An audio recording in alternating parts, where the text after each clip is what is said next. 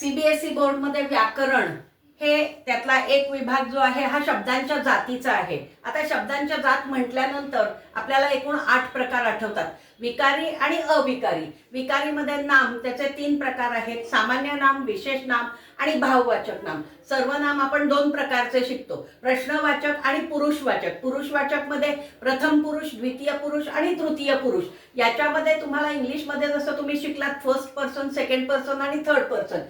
विशेषणाचे प्रकार आपल्याला नाहीत, क्रियापदाचे प्रकार नाहीत। आता आपण अव्ययांकडे वळूया, म्हणजे अविकारी शब्द जे आहेत, क्रिया विशेषण अव्यय, याच्यामध्ये क्रियेबद्दल विशेष माहिती दिली जाते, तो क्रिया विशेषण अव्यय। क्रिया विशेषणचे जे उपभाग आहेत हे आपल्याला नाहीत। शब्दयोगी अव्यय म्हणजे इंग्रजीमध्ये तुमचं प्रिपोजिशन, एखाद्या गोष्टीला जो शब्द नाम किंवा सर्वनामाला जोडून येणारा शब्द।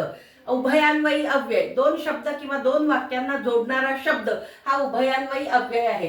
केवल प्रयोगी अव्यय म्हणजे आपल्या मनातले हावभाव आपण ज्या शब्दांनी व्यक्त करतो ते केवल प्रयोगी अव्यय आहे। तर ह्या विकारी आणि अविकारीवरती तुम्हाला कमीत कमी 3 ते 4 प्रश्न असतात, हे तुम्ही नीट सोडवाल अशी खात्री बाळगते। धन्यवाद।